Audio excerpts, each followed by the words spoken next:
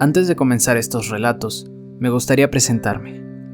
Yo soy Belande y he creado este canal con la intención de entretenerlos, hacer que olviden un poco los problemas que hay afuera, dejar a un lado el estrés, las preocupaciones y la tensión que hay en nuestro día a día, pues la diversión y el terror son un esencial factor para nuestra vida, ya que la vuelven un poco más interesante y misteriosa. Si bien no a muchos les provoca satisfacción el hecho de saber que existen misterios, fantasmas, enigmas cósmicos o criaturas inimaginables en lo más recóndito de nuestro mundo, habemos otras personas que este tema nos vuelve locos y tratamos de adentrarnos lo suficiente en este mundo porque simplemente amamos el terror y somos rotundamente curiosos. Así que, por esa y muchas más razones, bienvenido al primer video de mi canal. Ponte cómodo, apaga las luces y cierra los ojos, porque ha llegado la hora de que conozcas parsimoniosamente el misterio, la locura, el terror y la tragedia que se esconden en este orbe infausto.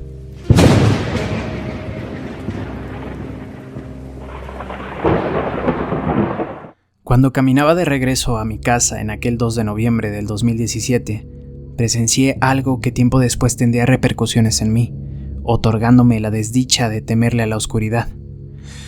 Iba de regreso a mi casa. Había ido a visitar a mis difuntos familiares, ya que ese día era el Día de Muertos. Tuve que ir algo tarde al panteón, ya que se me había pasado el tiempo muy rápido en comprar arreglos florales y esas cosas. Ya saben, en esos días la gente está de un lugar a otro. Todas las florerías se llenan mucho, el tráfico es abundante y los panteones están a reventar. Aunque, bueno, yo en realidad prefiero ir en las tardes o en las noches, ya que hay muy poca gente a esas horas. La verdad es que jamás me había pasado algo como eso, por eso el horario para mí no era realmente un problema. Pero lo que me pasó ese día es algo que no me gustaría experimentar otra vez. La distancia que separaba al panteón de mi casa es realmente considerable, ya que a pie uno se tardaría como media hora o una hora aproximadamente. Como es un lugar solitario, no hay casas, pero sí hay terrenos con delimitación. También hay algunos campos de cosecha y esas cosas. A veces unas cuantas vacas o caballos merodeando por ahí, pero nada fuera de lo normal. Aquel día no había absolutamente nada. Estaba solo, silencioso y algo frío. Afortunadamente llevaba mi bicicleta, así que el camino no era tan largo. Mientras conducía hacia mi casa, pude notar que en el estrecho camino a la lejanía venía una persona. Bueno, eso pensaba, ya que solo veía la silueta. Estaba muy oscuro y no se podía ver bien. Al ir avanzando más y aproximarme, pude notar que era una persona alta, pero de igual manera no podía distinguirlo bien. Cuando llegué a donde estaba él, me saludó. «Buenas noches», me dijo, con una voz rasposa y seca, como si se tratara de un anciano. «Buenas noches», le contesté con ánimo y un poco de intriga. «¿De casualidad no sabes dónde está el terreno de don José Avitia?», me preguntó. En ese momento decidí pararme de la bicicleta, pero aún montado en ella.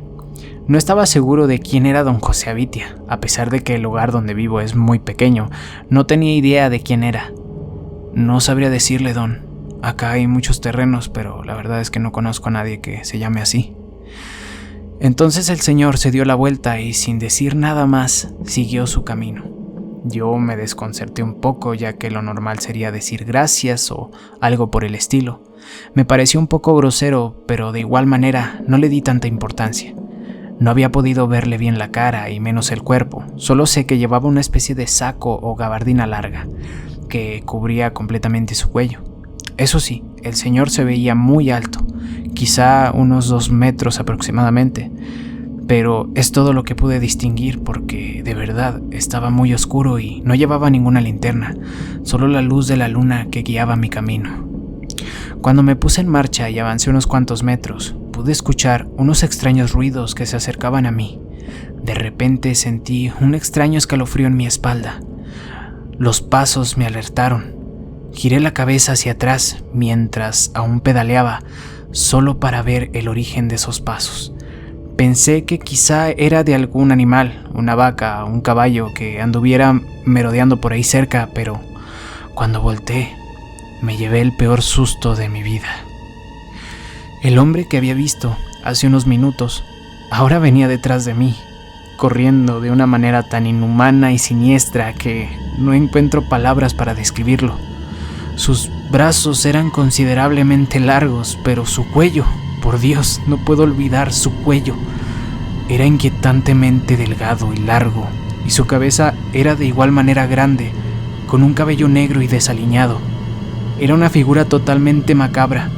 No estoy seguro de si las 2 manchas grandes que tenía en la cara eran sus ojos o algo más, pero eran extraños y completamente blancos, y mientras me perseguía, emitía un sonido de lo más espeluznante.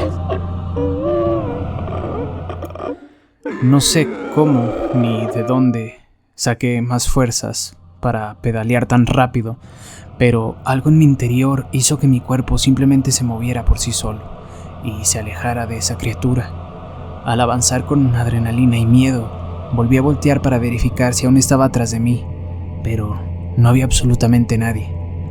Desde entonces, cada año trato de visitar el panteón a la luz del día, con más personas, por el miedo de encontrarme con el hombre del cuello largo. Le comenté a varias personas del vecindario lo que me había sucedido, y al parecer no era el único que había vivido algo así. Carlos, uno de mis vecinos, dijo que una vez se cruzó con él, pero a él le preguntó que si estaba consciente de que algún día se iba a morir, lo que a Carlos desconcertó, respondiéndole un rotundo sí, y simplemente se fue, pero no lo persiguió ni nada. Dicen que siempre hace una pregunta y que si no sabes la respuesta o simplemente no le contestas, esta entidad comienza a perseguirte hasta que se aburre o se cansa. Dicen que si contestas correctamente su pregunta, simplemente te agradece y se va sin más. Algunos dicen que se trata de algún demonio que pretende jugar con aquel desdichado que se le atraviese solo e indefenso por ese camino, aparentando ser un humano para distraerlo y perseguirlo, y arrastrarlo consigo a las profundidades del infierno. Otros dicen que no es más que un hombre en condiciones deplorables por alguna extraña enfermedad que le gusta aprovecharse de eso y asusta a las personas.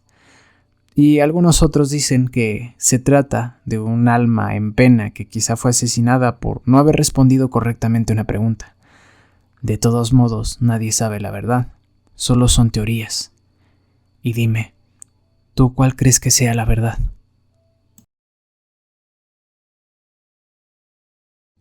Caminando entre las tumbas, observando cada epitafio, historia por historia, nombre por nombre, una peculiar lápida negra azabache estaba abierta. Sin duda pensé que se trataba de un profanador. Como soy quien vigila este lugar, el velador, de un rufián ha de tratarse, pensé yo. Pero por más que afinaba mi vista para poder aclarecer, no podía ver nada. Las visitas ya se fueron, las puertas estaban cerradas. ¿Quién haría tal barbarie en un día como hoy, 2 de noviembre? A los muertos se les respeta siempre, se les reza por su descanso y se les da ofrendas. Al acercarme para ver de qué se trataba, pude ver que no era el casual féretro de madera de pino, el cual, viejo y podrido, debería de estar.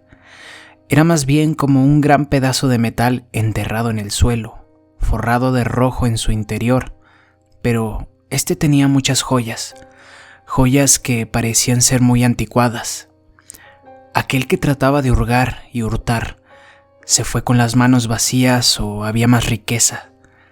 Tanta que sus bolsillos no fueron lo suficientemente espaciosos para llevarlo todo, o es que se trataba de algo más.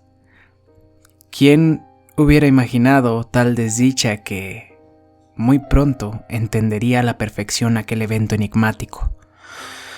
Al escuchar el alarido estruendoroso de un hombre en la oscuridad del panteón, pensando yo que era aquel ladrón que había tropezado o algo, me acerqué rápidamente ansioso para desvelar el rostro de aquel insensato, cuando entre las sombras más negras de la noche lo vi. Estaba ahí, un hombre elegante, con un cabello refulgente y ceniciento que resaltaba un poco por la escasa y tenue luz de la luna, una camisa blanca de seda muy bordada y de manga larga, y un pantalón negro ajustado hasta la rodilla. podría jurar que eran ropas del siglo XVIII. Entre sus brazos yacía un hombre de no más de 30 años, derramando las últimas lágrimas, pues su vida desfallecía. El extraño hombre se alimentaba de él, de su sangre. Sin duda, era una escena grotesca. Los alaridos de el que desfallecía eran más secos e imploraban clemencia.